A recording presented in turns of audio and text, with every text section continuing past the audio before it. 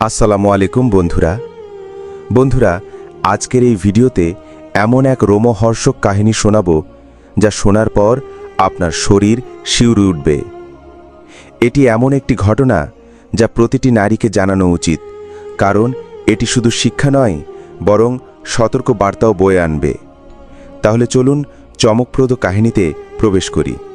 তার আগে অনুরোধ করব, ভিডিওটি যদি মন ছুঁয়ে যায় তবে এখনই একটি লাইক দিন, আর চ্যানেলে নতুন হলে সাবস্ক্রাইব করে বেল আইকন চাপুন, যেন এমন আরও বাস্তবধর্মী ও শিহরণ জাগানো কাহিনী মিস না করেন। বন্ধুরা, আজ আমি আপনাদের এমন এক ঘটনায় নিয়ে যাব যা আমাকে আজও কাঁপিয়ে দেয় এবং আল্লাহর হুকুম ও তার শক্তির কথা মনে করিয়ে দেয়। এই গল্প আমার স্ত্রী সাকিনাকে নিয়ে। সে অত্যন্ত সুন্দরী, সবসময় পরিষ্কার পরিচ্ছন্ন থাকতে পছন্দ করত। এমনকি তার মধ্যে এক ধরনের বাড়াবাড়ি ধরনের পরিচ্ছন্নতার অভ্যাস ছিল। আমার বিয়ে হয়েছিল শুধুমাত্র তার চেহারা দেখে, আর হয়তো সে বিয়ে করেছিল আমার জমি জমা আর বড় বাড়ি দেখে। আমাদের অনেক জমি ছিল, বড় বাড়ি ছিল, পশু পাখিও ছিল অনেক। আমি একজন ইসলাম প্রেমী মানুষ ছিলাম। জীবনের সব কিছু শরীয়তের নিয়মে চালাতে চাইতাম। আমার দাড়ি ছিল, গোঁফ ছিল না, মুখে নূর ছিল, মাথায় টুপি পরতাম, হাতে সবসময় তসবিহ থাকত। গ্রামের সবাই আমাকে সম্মান করত। কেউ কখনো বলেনি আমার চেহারা বা সাজ পোশাক বদলাতে।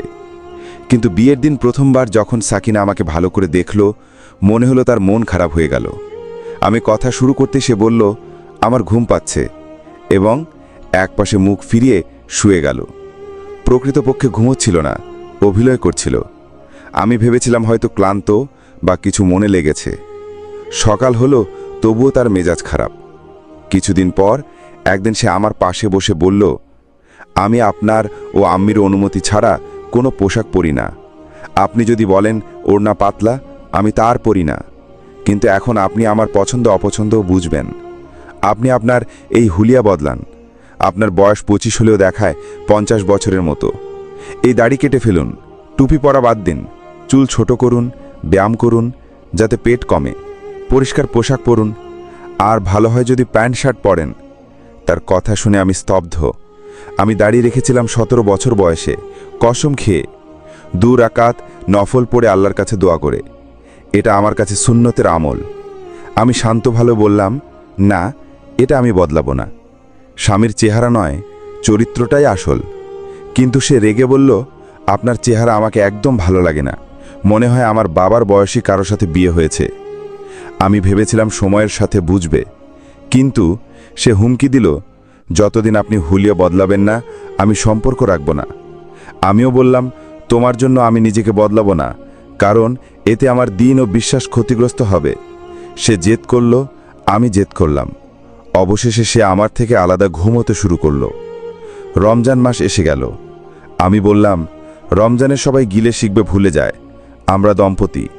কিন্তু সে বলল, আমি তোমাকে ঈদ পর্যন্ত সময় দিচ্ছি, চাঁদ রাতে হুলিয়া বদলাবে। আমি অস্বীকার করলাম। সে চুপ হয়ে গেল। আমি ভাবলাম বুঝেছে।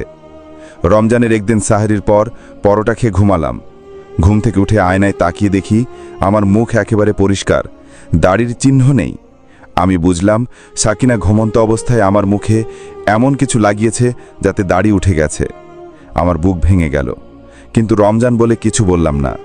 শুধু আল্লাহর দিকে তাকিয়ে দোয়া করলাম, ইয়া আল্লাহ, তুমি নিজের বিচার করো। রমজানের শেষ দশক চলছিল।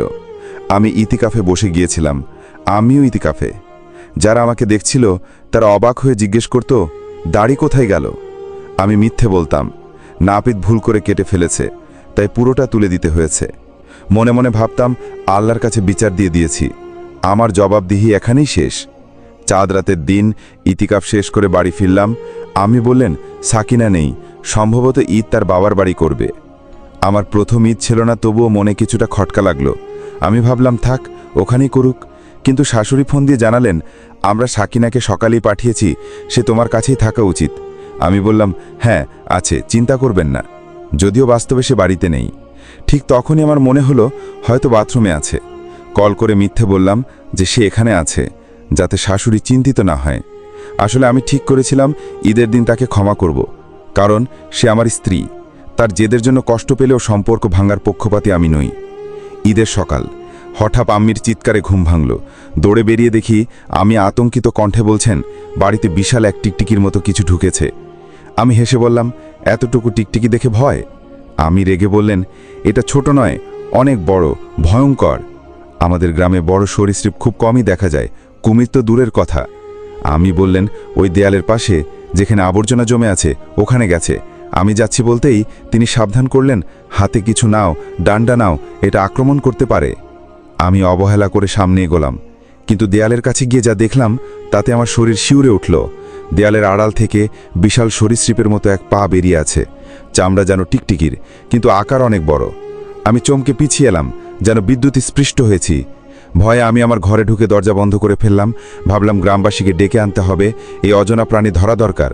কিন্তু ঠিক তখনই ফোন এলো শাশুড়ির। তিনি জানালেন, আমরা সাকিনাকে সকালেই পাঠিয়েছি, সে তোমার কাছেই থাকবে, ঝগড়া ভুলে যাও, তাকে ক্ষমা করো। আমি জবাব দিলাম, হ্যাঁ সব ঠিক আছে, যদিও আমার মনে ভয় জমে উঠছিল। সাকিনা কোথায়? এমন সময় আমার কানে ভেসে উঠল ঘরের ভিতর থেকে কান্নার শব্দ। দরজায় ধাক্কা দিয়ে ডাকলাম, কি হয়েছে, বের হও। ভিতর থেকে সাকিনার গলা, কাপা কাপা স্বর, আমি বাইরে আসব না, আমার সাথে খুব ভয়ঙ্কর কিছু হয়েছে, তুমি আমাকে দেখে ঘৃণা করবে। আমার বুক ধড়ফড় করতে লাগলো। বললাম, তুমি আমার স্ত্রী, যাই হোক আমি তোমাকে দেখব। দরজা ধীরে ধীরে খুলে গেল, আর যা দেখলাম তাতে আমার পা কাঁপতে শুরু করলো, শ্বাস বন্ধ হয়ে আসলো।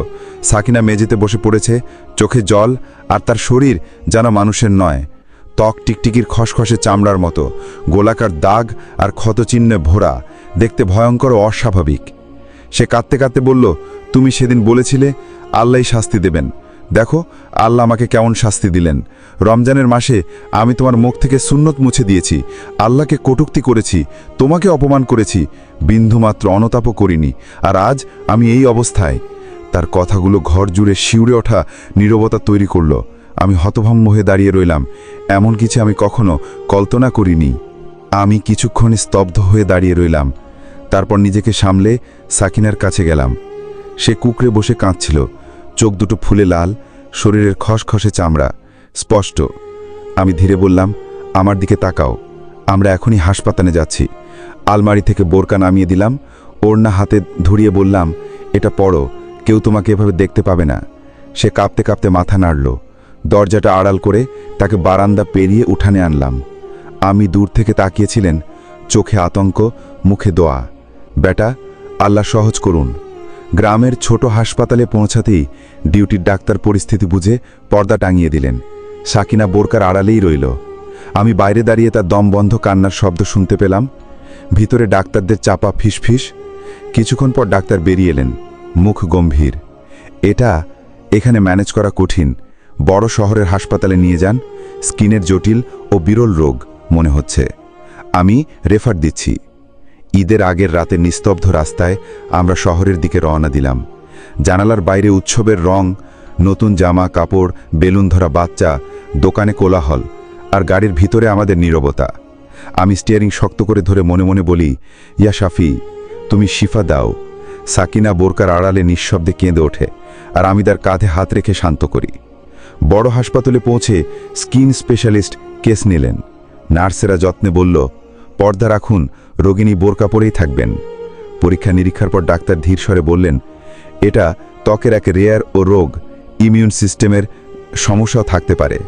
অনেক সময় আকস্মিক ফ্লেয়ার আপ হয়, চামড়া মোটা হয়ে যায়, খসখসে, গোল গোল ক্ষত, দাগ, পরিবর্তনশীল চরিত্র। সঠিক বলা মুশকিল, অনুকূল হলেই বা পর্যবেক্ষণ করে কিছু করা যাবে বলেন। স্থায়ী চিকিৎসা নেই। এই শব্দগুলো বুকের ভিতর ধাক্কা দিয়ে গেল।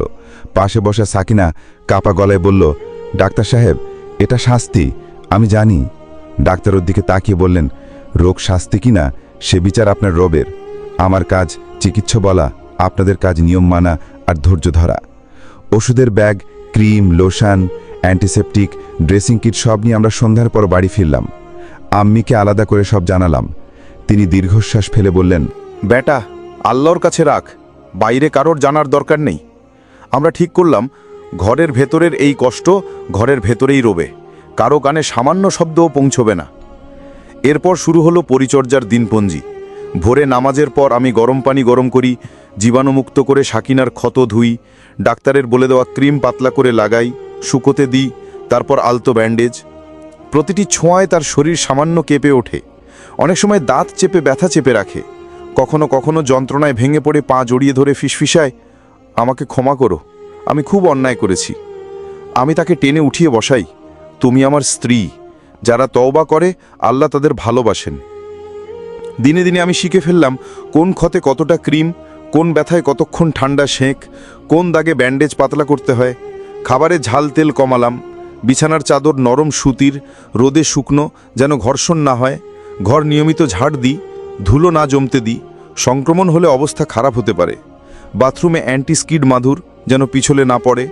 ছোট্ট এসব খেয়ালই আমাদের বাঁচার রুটিন হয়ে উঠল। কিন্তু রোগটা টলে টলে চলে। কখনো টানা 3 দিন শান্ত, চামড়া নরম, ক্ষত শুকোয়। চতুর্থ দিনেই আচমকা ফ্লেয়ার আপ, চামড়া টানটান, লালচে, জ্বালা পড়া। সেই দিনগুলোতে আমি দিন গুণে ওষুধ দিই। রাতে বারবার উঠে দেখি ব্যান্ডেজ সরে গেছে কিনা। বাইরে গ্রামের কেউ জিজ্ঞেস করলে আমি হাসি মুখে বলি শরীরটা খারাপ, বিশ্রাম নিচ্ছে। আম্মি পাশে থাকেন, রান্নাবান্না সামলে আমার কাঁধে হাত রেখে বলেন, বেটা সাবার কর, সাবার। রাতে বাড়ি নিঝুম হলে আমি তসবি হাতে বসি, কোরআন খুলে দোয়া পড়ি, ইয়া গাফফার ওকে মাফ করো, ইয়া শাফি ওকে শিফা দাও। সিজদায় কপাল ভিজি যায় চোখের জলে। ভোরের আগে জানলা দিয়ে শীতল হাওয়া ঢোকে, মনে হয় আল্লাহর রহমতের কোনো অদৃশ্য ছায়ায় ঘরে নেমেছে। সাকিনা বালিশে মুখ গুজে নরম স্বরে তিলাওয়াত শোনায়, মাঝে মাঝে 2 হাত তিলে ফিসফিসিয়ে বলে, হে আল্লাহ, আমি অজ্ঞতায় ভুল করেছি, তুমি গফুর রহিম, আমাকে ছেড়ে দিও না। এই সময় একদিন আম্মি নিঃশব্দে বললেন, চাইলে ছেড়ে দিতেও পারিস, বোঝা তো কমবে। আমি মাথা নাড়লাম, আম্মি, নিকাহের আমানত ভাঙতে পারবো না, আমি তাকে ছাড়ব না। আম্মি আমার কাঁধ চেপে ধরলেন, চোখ ভেজা, কণ্ঠে দোয়া, আল্লাহ তোর হিম্মত বাড়াক। কয়েক সপ্তাহ পর ফলো আপে শহরে গেলাম। ডাক্তার রিপোর্ট দেখে বললেন, অবস্থা স্টেবল ফ্ল্যাকচুয়েটিং, রুটিন ঠিক আছে, মানসিক চাপ কমান, সংক্রমণ যেন না হয়, সূর্যরোদে বেশি সময় নয়, ঘামে ভেজা জামা তৎক্ষণাৎ বদলাবেন। ফেরার পথে গাড়িতে আমরা নীরবে বসেছিলাম। হঠাৎ সাকিনা বলল, আমি আয়নায় নিজেকে দেখতে ভয় পাই, আমি কি আর আগের মতো হব? আমি স্টিয়ারিং থেকে এক হাত সরিয়ে তার হাতটা ধরলাম। মানুষের সৌন্দর্য চেহারায় নয়, আমলে, আল্লাহ চাইলে সব হয়। 6 মাস কেটে গেল। ততদিনে আমরা দুজনেই নীরব ভাষা শিখে ফেলেছি। কখন ব্যথা বাড়ে, কখন শেক দিতে হবে, কখন কোরআনের তিলাওয়াত চালু করলে ওর মন হালকা হয়। মাঝে মাঝে রাতে সে বোরকার ভেতর থেকে আয়নায় এক নজর দেখে নেয়, তারপর বিছানায় মুখ গুজে কান্না। আমি মাথায় বুলিয়ে বলি, এ দুনিয়া পরীক্ষাখানা, তুমি তো তওবা করেছ, গফুর রহিমের দরজা খোলা। সব কিছুর মাঝেও গোপনীয়তা করা। প্রতিবেশী জিজ্ঞেস করলে আম্মি এড়িয়ে যান, শরীরটা ভালো নয়। আত্মীয় স্বজনের ফোন এলে বলি, ঈদের পরেও একটু দুর্বলতা। কেউ কিছু টের পেতে পারে না, আমরা চাইও না। আমাদের ঘরের দেয়ালের ভেতরেই আমাদের দুঃখ, আমাদের তওবা, আমাদের দোয়া। এক রাতে সাকিনা চুপচাপ এসে আমার সামনে হাঁটু গেড়ে বসল, চোখ মুছে বলল, আমি তোমাকে অপমান করেছি, তোমার সুন্নত নিয়ে বিদ্রূপ করেছি, আল্লাহকে কটূক্তি করেছি। আজ আমি বুঝি যে চোখ সৌন্দর্য খোঁজে, সে মনকে অন্ধ করে দেয়। তুমি আমাকে মাফ করবে? আমি তাকে টেনে বুকে জড়ালেন। মানুষ ভুল করে, যারা ভুল বুঝে ফিরে আসে আল্লাহ তাদের ভালোবাসেন। আমি তোমার স্ত্রী, তোমার হাত ছাড়ব না। সেই রাতটায় ঘরে একটানা তিলাওয়াত চলল। আকাশের তারা যেন একটু বেশি ঝলমল করল। বাইরে হালকা বাতাস, ভেতরে ওষুধের গন্ধ আর দোয়ার সুর। রোগের ওঠানামা থামেনি, কিন্তু আমাদের ভেঙে দেওয়ার শক্তি হারিয়েছে। আমরা শিখে গেছি ধৈর্য কেমন করে মাংসপেশির মতো গড়ে ওঠে, আর দোয়া কেমন করে রক্তের মতো শরীর জুড়ে ছড়িয়ে পড়ে। 6 মাসের এই দীর্ঘ পথ শেষে যেন আমরা নতুন এক জীবনে ডুবে পড়লাম, যেখানে প্রতিদিনই পরীক্ষা, আর প্রতি রাতেই তওবা আর দোয়া। সাকিনা এখন নিয়ম মেনে ওষুধ লাগায়, খাবারে সাবধানে চলে, নিয়মিত পর্দা করে। ঘুম থেকে উঠেই সে আস্তে করে বলে, আউযু বিসমিল্লাহ, তারপর আয়নার দিকে তাকানোর আগে দোয়া পড়ে। কখনো কখনো এখনও ফ্লেয়ার আপ হয়, চামড়া টান টান, খসখসে দাগ জ্বলে ওঠে। তবে ব্যথার মাঝেও তার জেদি অহংকারটা আর নেই, জায়গা নিয়েছে নম্রতা আর কান্না ভেজা তওবা। আমি আমার রুটিন ঠিক যেমন ছিল তেমনই রাখি। ফজরের পর গরম পানি, জীবাণুমুক্ত গজ, ডাক্তারের বলা ক্রিম, তারপর আলতো ব্যান্ডেজ। সাকিনা ব্যথা চেপে বসে থাকে, শেষে নরম স্বরে কোরআনের আয়াত তিলাওয়াত করে। বাড়িটা নীরব নিমিড়, তবু এই নীরবতায় আজ একটা মায়া আছে। আম্মি দরজার বাইরে থেকে ধীরে ধীরে বলে ওঠেন, হিয়া শাফি, শিফা দাও। একদিন রাতে বৃষ্টি হচ্ছিল, জানলার কাঁচে টুপটাপ শব্দ। আমি তসবিহ গুনছি, সিজদায় কপাল রেখেছি। সাকিনা পাশে বসে কাপা গলায় বলল, আমি যখন তোমাকে বদলাতে বলছিলাম, ভেবেছিলাম চেহারায় সব। আজ বুঝি মানুষের আসল সৌন্দর্য তার আমল, তার মেহেরবানি। তোমার দাড়ি ছিল সুন্নত, আমি সেটাকেই অপমান করেছি। আল্লাহ আমাকে এই হালত দেখিয়ে শিখিয়েছেন আদেশের সাথে খেললে তার ফল কত ভয়াবহ হতে পারে। আমি মাথা উঠে তার দিকে তাকালাম, শান্ত কিন্তু অনুতাপে ভরা। বললাম, যে অনুতপ্ত হয় তার জন্য আল্লাহর দরজা খোলা থাকে। তুমি সেই দরজায় দাঁড়িয়ে আছো, হতাশও করো না। পরের সপ্তাহে শহরের হাসপাতালে ফলো আপ। ডাক্তার রিপোর্ট দেখে বললেন, কন্ডিশন স্টেবল উইথ ফ্লেয়ার আপস। রুটিন ঠিক রাখুন, ইনফেকশন যেন না হয়, মানসিক চাপ কমান, বেশি চিন্তা করলে রোগ বাড়ে। সাকিনা ধীরে বলল, ডাক্তার সাহেব, আমি কোনোদিন ভালো হব? ডাক্তার একটু থেমে বললেন, আমার জবাব চিকিৎসার ভাষায়। এই রোগে ওঠানামা চলবে, কিন্তু আপনার ঈমান, আপনার ধৈর্য, ওগুলোই আপনাকে ভালো রাখবে। আল্লাহ শিফা দেন, আমরা কেবল ওঝে কারণ, অর্থাৎ ওসিলা। ফেরার পথে গাড়িতে সাকিনা নিঃশব্দে জানলার বাইরে তাকিয়েছিল। আমাকে বলল, আমি চেষ্টা করব হৃদয়কে ঠিক করতে। মুখটা যেমনই হোক, মনটা সুন্দর রাখব। আমি বললাম, এটাই তো আসল চিকিৎসা। বাড়ি ফিরে আমরা আরও গোছালো হয়ে গেলাম। বিছানার চাদর কেবল নরম সুতির, রোদে শুকনো, যেন বাথরুমে অ্যান্টিস্কিড মাদুর। ওড়না বোরকা পরিষ্কার পরিচ্ছন্ন, যেন কোনো রকম ঘর্ষণে ক্ষত না বাড়ে। খাবারে ঝাল তেল কম, পানিতে লেবুর হালকা ছোঁয়া, দুধ বা দইয়ের এপের ডাক্তারের পরামর্শ মতো নজর। আমি হাঁটাহাঁটি বাড়ালাম। সন্ধ্যা নামলে দুজনে বারান্দায় বসে দূরের আজানের সুর শুনি। সে আস্তে করে বলে, আল্লাহ, তুমি আমাকে মাফ করো। আমি সঙ্গে সঙ্গে যোগ করি, আর আমাকে কৃতজ্ঞ রাখো।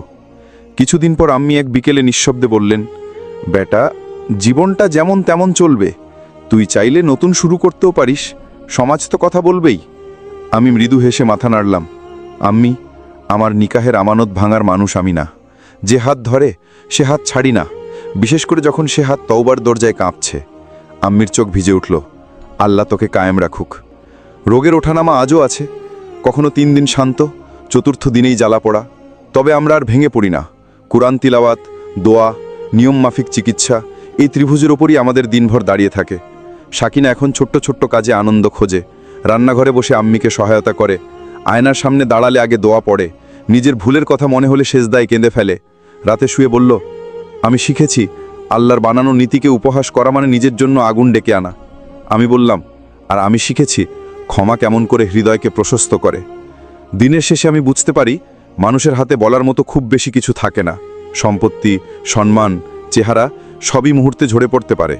যা থাকে তা হলো চরিত্র, ধৈর্য, দোয়া আর আল্লাহর রহমতের আশ্রয়। আমি বারবার মনে করি, যেদিন আয়নায় নিজের মুখ শেভ করতে দেখে বুক ফেটে যাচ্ছিল, সেদিন যদি আমি ক্রোধে প্রতিশোধ নিতাম, আজ আমরা ভিন্ন এক অন্ধকারে হারিয়ে যেতাম। কিন্তু আল্লাহর দিকে তাকিয়ে বলেছিলাম, তুমি বিচার করো। তাই হয়তো আজ ঘরে নরম আলো জ্বলে, আর হতাশার জায়গায় আশা টিকে আছে। বন্ধুরা, এই কাহিনীটি আপনাদের কাছে পৌঁছানোর আমার একটাই উদ্দেশ্য, আপনারা যেন এখান থেকে শিক্ষা নেন। কখনো আল্লাহর বানানো নীতিমালা, সুন্নতের আদেশকে তুচ্ছ করবেন না। মানুষ যত শক্তিশালী বা বুদ্ধিমানী হোক, আল্লাহর মর্জির সামনে সব কিছু ছোট হয়ে যায়। মানুষের মর্যাদা তার পোশাকে নয়, তার চরিত্রে, তার মেহেরবানিতে। নিজের আমলকে সুন্দর রাখুন, অন্যের সাথে ইজ্জত ও মহব্বতে আচরণ করুন, আর ভুল হলে সাথে সাথে তওবা করুন। আল্লাহ গফুর রাহিম, তিনি ক্ষমা করে দেন। আরেকটি কথা, আমার স্ত্রী আজও চিকিৎসার মধ্যে আছে। আমার আম্মি, আমরা তাকে আড়াল করে রাখি, কারণ মানুষের চোখের বিচার কঠিন। তবে আমরা ভয় পাই না, আশাহত হই না, কারণ জানি যে হৃদয় তওবায় নরম হয়ে যায়, সেখানে আল্লাহর রহমত নেমে আসে। আপনারাও দোয়া করবেন, আল্লাহ যেন সাকিনাকে পুরোপুরি শিফা দেন, আমাদের ঘরে শান্তি রাখেন। আপনাদের যদি এই গল্পটি ভালো লেগে থাকে, তাহলে অন্যদের সাথেও শেয়ার করুন, যেন তারাও এখান থেকে শিক্ষা নিতে পারে। আমাদের চ্যানেলটি সাবস্ক্রাইব করতে ভুলবেন না। ইনশাল্লাহ আবার দেখা হবে আরেকটি ইব্রতমূলক ও আগ্রহময় ঘটনার সাথে। আল্লাহ হাফিজ।